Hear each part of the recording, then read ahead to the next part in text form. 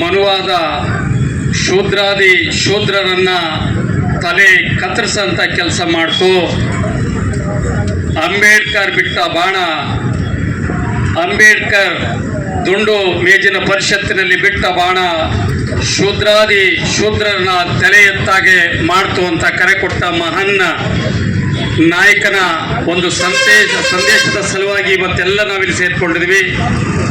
ಈ ಕಾರ್ಯಕ್ರಮದಲ್ಲಿ ಉಪಸ್ಥಿತಿರ್ತಕ್ಕಂಥ ಎಲ್ಲ ಸಂಘಟನೆಯ ಮುಖಂಡರುಗಳೇ, ನಮ್ಮ ಸಮಾಜದ ಕಾರ್ಯದರ್ಶಿಗಳಾಗಿರ್ತಕ್ಕಂಥ ತಿಪ್ಪೇಸ್ವಾಮಿಯವರೇ, ಏನಿವತ್ತು ಮಾತನಾಡಿದ ಬಹುತೇಕ ಎಲ್ಲರಲ್ಲಿ ಒಂದು ಸ್ವಾಭಿಮಾನದ ಕಿಚ್ಚಿತ್ತು, ಕ್ರಾಂತಿ ಇತ್ತು, ಶೋಷಣೆ ವಿರುದ್ಧ ಒಂದು ಧ್ವನಿ ಇತ್ತು.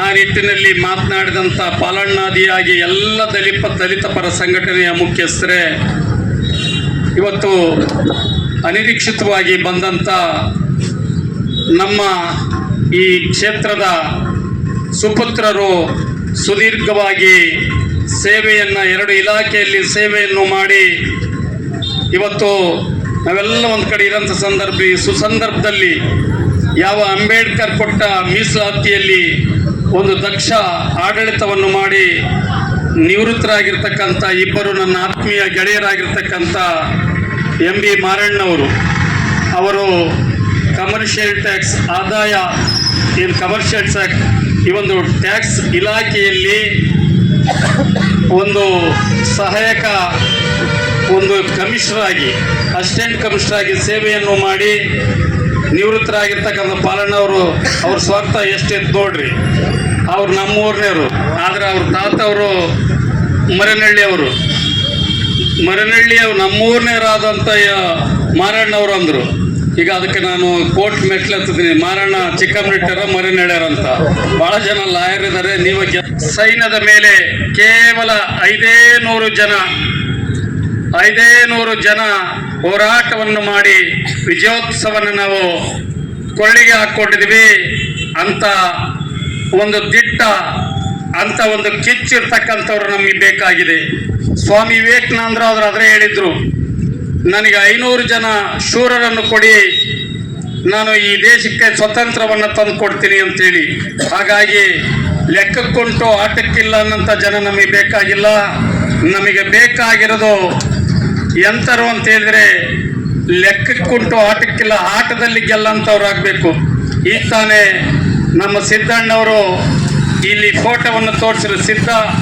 ಸಿದ್ದನಾಕ ಎಂಥ ಅದ್ಭುತ. ಅವರನ್ನು ನೋಡಿದರೆ ಬಹುತೇಕ ಅವ್ರನ್ನ ತಾಕತ್ತಿದ್ದರು ಬಂದು ಮುಟ್ಟಬೇಕೇ ವಿನಃ ಇನ್ನು ಎದುರಿಗೆ ಬಂದು ಅವ್ರನ್ನ ಗೆಲ್ಲಂಥ ತಾಕತ್ತು ಯಾರಿಗೆ ಇರಲಾರ್ದು ಅಂತದ್ದು ಅವ್ರ ಬಾಡಿಯನ್ನು ನೋಡಿದರೆ.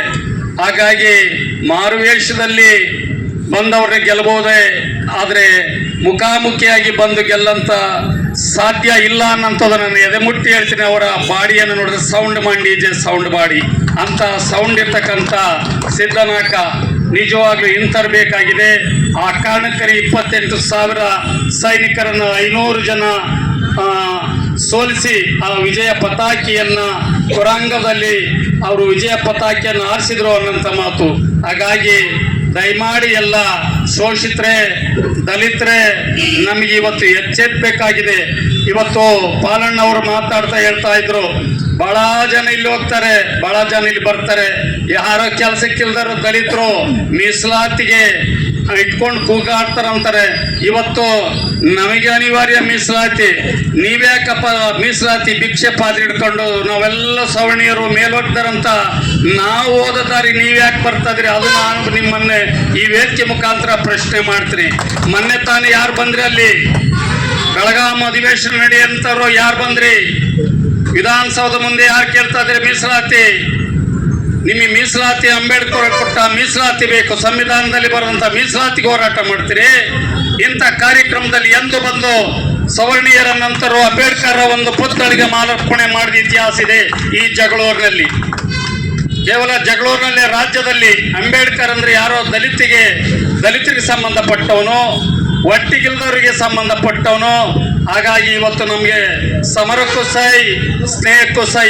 ಆ ನಿಟ್ಟಿನಲ್ಲಿ ಇವತ್ತು ನಾವು ಒಂದು ದಿನ ತೋಳ್ಬಲದಿಂದ ಗೆಲ್ಲಂತ ನಾವು ಇವತ್ತು ಲೇಖನಿ ಮುಖಾಂತರ ಗೆಲ್ಲಂತ ಮಟ್ಟಕ್ಕೆ ಇವತ್ತು ನಮ್ಮ ಅಂಬೇಡ್ಕರ್ ಕೊಟ್ಟ ಒಂದು ಶಿಕ್ಷಣ ಮಟ್ಟಕ್ಕೆ ಇವತ್ತು ಬೆಳೆದಿದ್ದೀವಿ.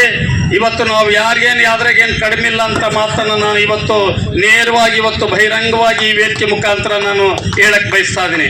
ಹಾಗಾಗಿ ನಾನು ಎಲ್ಲ ದಲಿತ ನನ್ನ ಬಂಧುಗಳಿಗೆ ಹೇಳ್ತೀನಿ, ದಲಿತರ ಅಂದ್ರೆ ಅದು ಕೇವಲ ಒಂದು ಪಕ್ಷಕ್ಕೆ ಮೀಸಲಾಗಿದ್ದಲ್ಲ, ಒಂದು ಜಾತಿಗೆ ಮೀಸಲಾಗಿದ್ದಲ್ಲ. ಯಾರು ನಮ್ಮನ್ನ ಶೋಷಣೆಯಿಂದ ದೂರ ಇಡ್ತಿದ್ರು ಅದರ ವಿರುದ್ಧನೇ ಹೊರತು ನಾವು ಒಂದು ಪಕ್ಷ ಒಂದು ಜಾತಿ ಇನ್ಯಾವುದಕ್ಕೂ ಅಲ್ಲ. ಹಾಗಾಗಿ ಮುಂದಿನ ದಿನದಲ್ಲಿ ಇಂಥ ಕಾರ್ಯಕ್ರಮವನ್ನು ನಾವು ಮಾಡಬೇಕಾಗ್ತದೆ. ಇವತ್ತು ಸಿದ್ದಣ್ಣ ಅವರು ಹೇಳ್ತಾ ಇದ್ರು, ವಿಶೇಷವಾಗಿರ್ತಕ್ಕಂಥ ಒಂದು ಪುತ್ಥಳಿಯನ್ನು ಹಿಂದಿನ ಶಾಸಕರು ಮಾಡಿದ್ರು, ಬಹಳ ಸಂತೋಷ, ಸ್ವಾಗತ. ಆದರೆ ಅವರೇ ಗುರುತಿಸಿದ ಹಾಗೆ ಅದಕ್ಕೆ ಒಂದು ವ್ಯವಸ್ಥಿತವಾಗಿರ್ತಕ್ಕಂಥ ಒಂದು ಮಾಲಾರ್ಪಣೆ ಮಾಡಕ್ಕೆ ಒಂದು ಜಾಗ ಇರಲಿಲ್ಲ. ನಾನು ಮೊದಲ ಬಾರಿ ಬಂದಾದ್ಮೇಲೆ ನಾನು ಮಾಡಿದ್ದು ಸುಸಜ್ಜಿತವಾಗಿ, ನಾವು ನಾಗರಿಕತೆಯಿಂದ ಬಂದಿದ್ದೀವಿ, ನಾಗರಿಕತೆ ಕಲ್ತಿದ್ದೀವಿ, ನಾವು ನಾಗರಿಕತೆ ಕಲಿಸ್ಕೊಡ್ಬಲ್ವೇ ಅನ್ನೋ ಒಂದು ಮೆಟ್ಲನ್ನ ಹಾಕಿ ನಾವಿವತ್ತು ಆ ಅಂಬೇಡ್ಕರ್ ಪುತ್ಥಳಿಗೆ ಮಾಲಾರ್ಪಣೆ ಮಾಡೋದನ್ನ ಅವತ್ತಿನಿಂದ ಮಾಡಿದ್ವಿ. ಅವ್ರು ಹೇಳ್ತಾ ಇದ್ರು ಸ್ವಂತ ಖರ್ಚು ಮಾಡಿದ್ರು ಅಥವಾ ಸರ್ಕಾರದ ಅನುದಾನ ಅವತ್ತು ನಿಜವಾಗ್ಲೂ ನಾನು ಸ್ವಂತ ಖರ್ಚು ಮಾಡಿದೆ, ಅನುದಾನಕ್ಕೆ ಹಾಕಿದ್ವಿ, ಅನುದಾನ ಬರ್ತಾ ಇದ್ದ ಬಂದಾಗ ತಗೊಳ್ಳೋಣ. ಹಾಗಾಗಿ ಅದೇನೇ ಇರಲಿ, ನಾನು ಪಕ್ಷ ಭೇದ ಮರೆತು ಅಂಬೇಡ್ಕರ್ ಸಿದ್ಧಾಂತ, ಅಂಬೇಡ್ಕರ್ ಹೋರಾಟಕ್ಕೆ ಯಾವತ್ತು ನಾನು ರೆಡಿ ಇದ್ದೀನಿ. ಯಾಕಂತ ಹೇಳಿದ್ರೆ ಇವತ್ತು ನಾನು ಶಾಸಕ ಆಗಿದ್ದೀನಿ, ಅಂಬೇಡ್ಕರ್ ಮೀಸಲಾತಿ ಕೊಟ್ಟೋದ್ರಿಂದ, ST ಮೀಸಲಾಗಿರೋದ್ರಿಂದ, ಇವತ್ತು ನನ್ನ ಮನೆಯಲ್ಲಿ ಒಂದು IAS ಆಗಿದೆ ಅಂಬೇಡ್ಕರ್ ಕೊಟ್ಟ ಒಂದು ಮೀಸಲಾತಿಯಿಂದ. ಇಲ್ಲಿ ಇಬ್ಬರು ದಕ್ಷ ಅಧಿಕಾರಿಗಳು ಕೂತಿದ್ದಾರೆ ಅಂಬೇಡ್ಕರ್ ಕೊಟ್ಟ ಮೀಸಲಾತಿಯಿಂದ. ಹಾಗಾಗಿ ನಾವು ಅದನ್ನ ಹತ್ತಕ್ಕೆ ಏಣಿಬೇಕು, ದಾಟಕ್ಕೆ ದೋಣಿ ಬೇಕು ಅನ್ನೋದು, ಹತ್ತಿದ ಮೇಲೆ ದಾಟಿದ ಮೇಲೆ ನಾನು ದಲಿತ ಅಲ್ಲ, ನಾನು ಪರಿಶಿಷ್ಟ ವರ್ಗದವನಲ್ಲ, ಪರಿಶಿಷ್ಟ ಜಾತಿಯವನಲ್ಲ ಅಂತ ಮೂಗು ಮುಚ್ಕೊಳ್ಳೋಂಥ ಜನ ಬಹಳ ಇದ್ದಾರೆ. ಆದ್ರೆ ಇವತ್ತು ಎದೆ ಮುಟ್ಕೊಂಡು ಹೇಳ್ತೀವಿ, ನನ್ನ ತಾಯಿ ಕುಂಟಿ ಆದ್ರೇನೋ, ಕುರುಡಿ ಆದ್ರೇನೋ, ಕುರುಪಿ ಆದ್ರೇನೋ, ನನಗೆ ಜನ್ಮ ಯಾರು ಕೊಟ್ಟಿರ್ತಾರ ಅವರೇನೇ ನನ್ನ ತಂದೆ ತಾಯಿ. ಜನನಿ ಜನ್ಮಭೂಮಿಚ್ಚ ಸ್ವರ್ಗಾದಪಿ ಗರಿಯಸಿ ಅನ್ನೋ ರೀತಿಯಲ್ಲಿ ಜನ್ಮ ಕೊಟ್ಟ ತಾಯಿಗೆ, ಜನ್ಮ ಕೊಟ್ಟ ನಾಡಿಗೆ ಯಾವತ್ತು ನಾವು ಋಣಭಾರವನ್ನ ತೀರಿಸುವಂತ ಕೆಲಸ ಮಾಡೋಣ ಅಂತ ಹೇಳಕ್ ಬಯಸಿ